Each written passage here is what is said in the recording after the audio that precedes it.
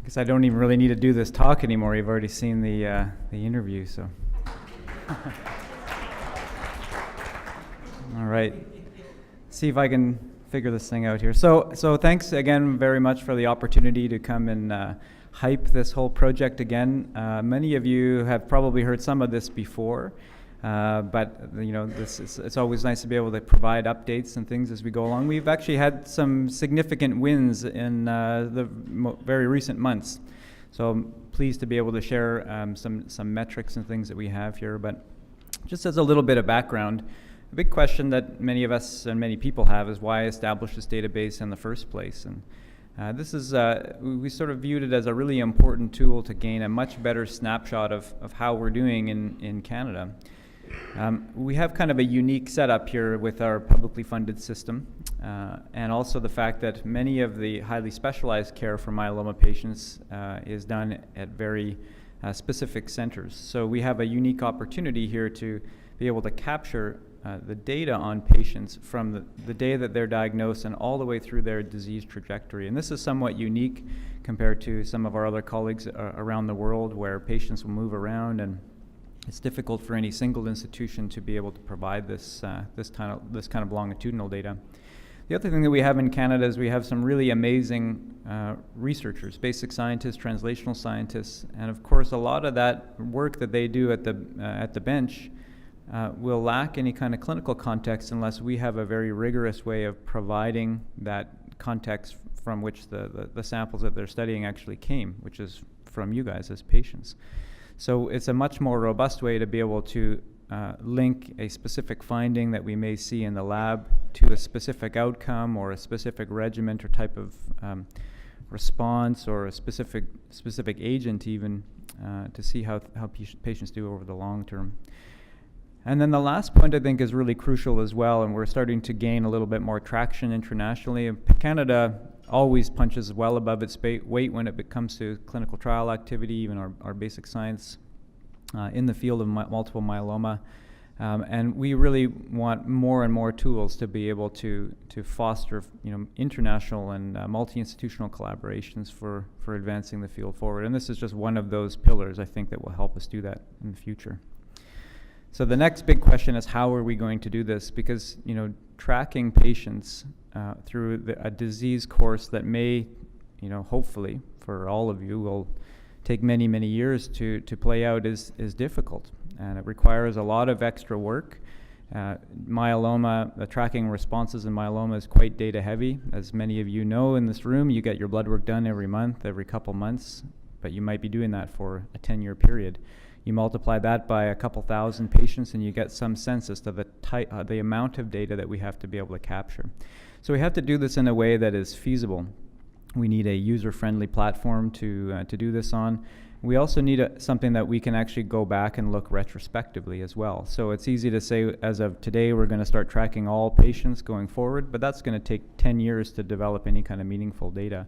We need a platform that we can also go back retrospectively and look at the patients that have been diagnosed, over the last 10 years and see how they do, and provide a very convenient means to enter that kind of data and put some context on it. So, and ultimately, these are the goals that we sort of set forth when we put this whole project together. And I won't read all of them here, but the slides will be available for you to look at. But in short, we really just wanted to, again, gain a really great snapshot as to how we're doing in myeloma care in Canada, and how can we better inform what we do in the future, be it with future clinical trials for the Myeloma Canada Research Network, or even how we bring online all of these new therapies that actually are coming down the pipe and will be funded by the provincial bodies going forward.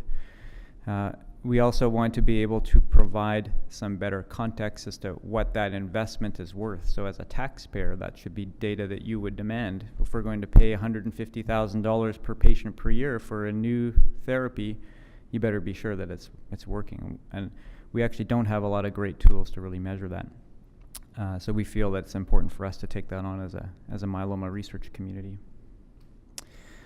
So this is sort of the boring part, governance. Nobody really likes to talk about that stuff, but it is really important. This is a really important part of this whole thing. This has to be a watertight procedure. It has to, we're talking about patients' data. We have to commit to you, if you choose to participate in this study, that your data will be looked after and minded with great respect. So all of the data that's in the database is actually all anonymized.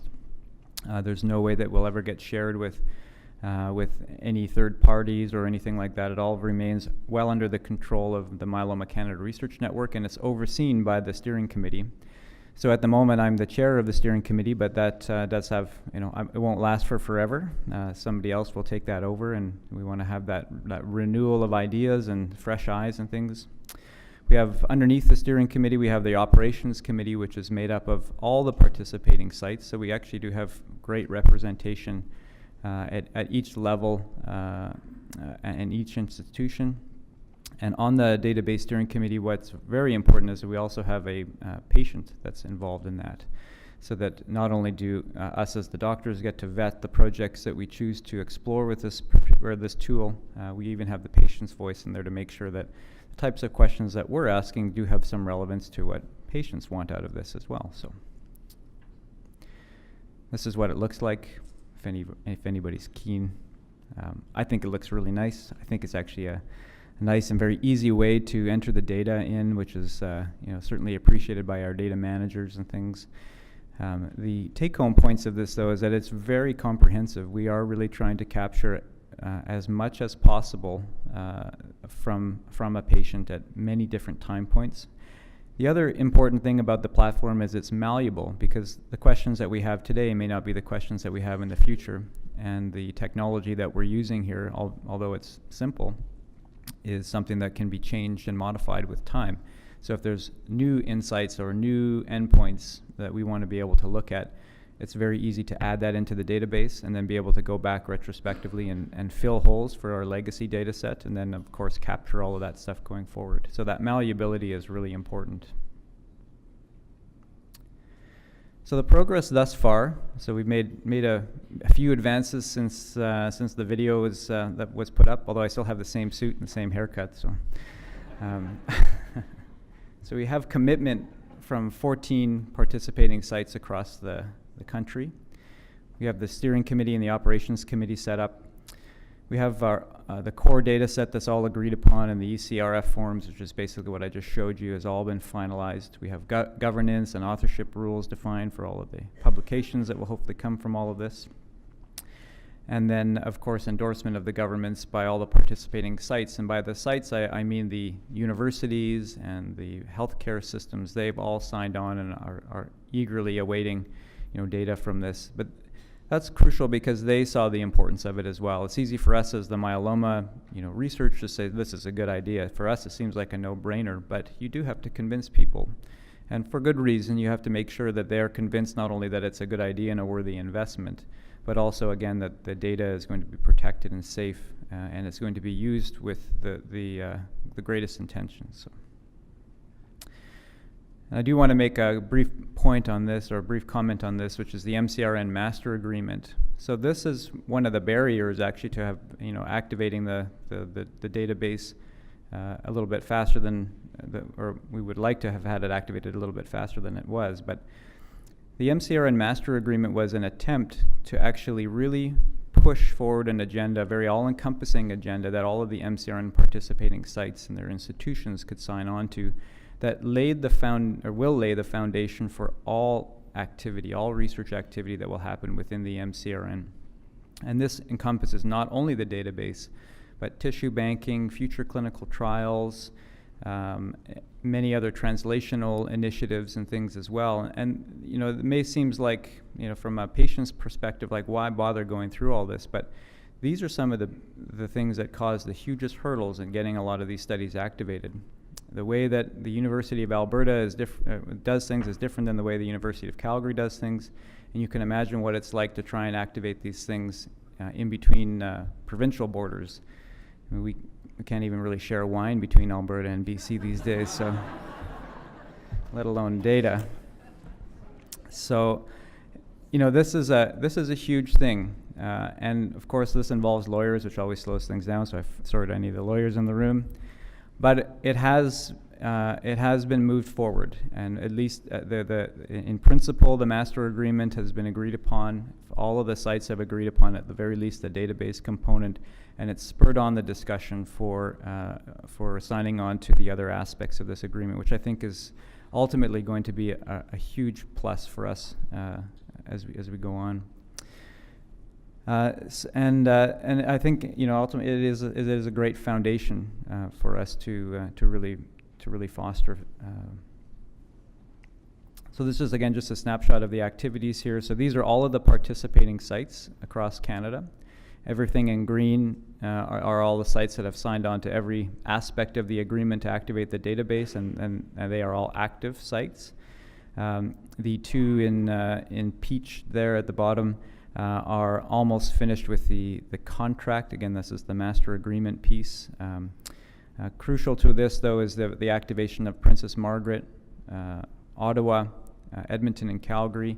And those 4 sites have the lion's share of the legacy data cohort. And so already right out of the gate, we can go back 10 years for patients at those sites, because those sites have already had databases that they've been minding for the last while as well. So it allowed us, once we got those sites all signed on, it allowed us to immediately have a couple thousand patients' data to play around with here. And this is our first big snapshot. You know, nothing fancy with this, but at least it kind of gives you an idea of what we already have. So with the patients and the groups that have already signed on, we have data on over 4,000 patients with this disease that goes back 10 years. So we can really get a snapshot as to how we're doing in Canada right now. And the representation here is you know, nationwide. It doesn't sort of focus on only a couple centers. I think we have a reasonable reputation across the different provinces. So that's pretty exciting data to be able to look at. We're not talking about just a couple hundred patients here. We're talking about big data, as they call it now, right? This is where I kind of already pointed it out, but the lion's share is still at PMH and the Cross Cancer Institute and the Tom Baker, as well as Ottawa, but a few of the other sites are coming on board now. And as we bring them online, even if they didn't have a database already, they still have the patient data going back 10 years, so we will be able to bring them all up to speed.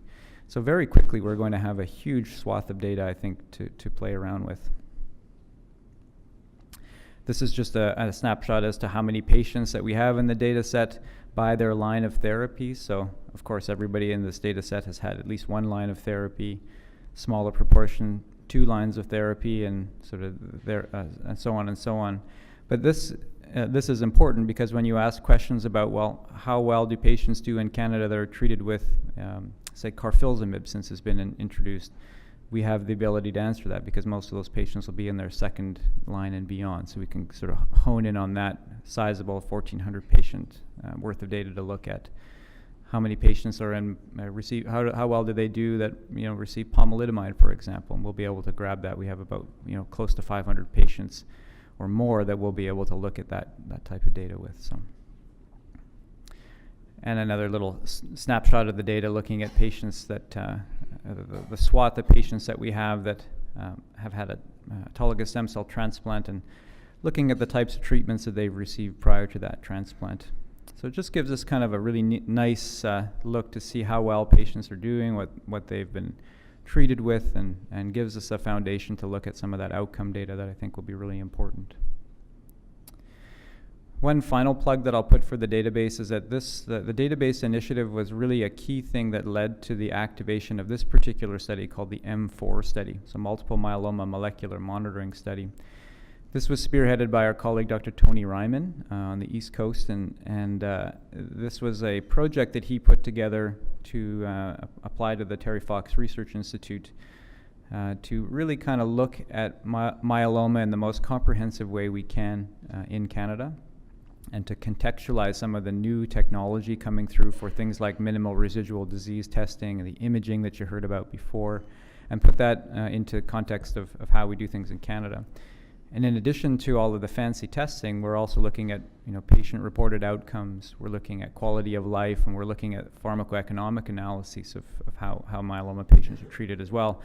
And key to that actually is having a robust database and a database platform to track the outcomes of all these patients. So without the database piece being introduced, we probably would have struggled to get access to this type of money. It's a $5 million grant. It's going to be spent over about a 5-year period, and we hope to enroll about 250 patients.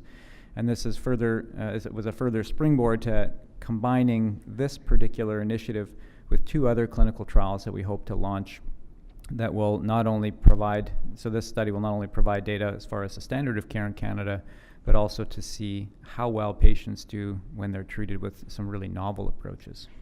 So really quite exciting.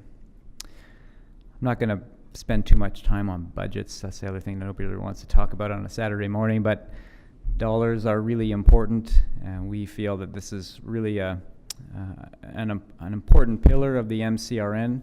We hope that Myeloma Canada still sees this as a really important initiative, and hope to partner with them to make sure that this is sustainable over time. And of course, we need other sources of income that we'll be looking after and looking towards. But one point just to bring up as far as budget is one of the things that's included in the funds that go to this initiative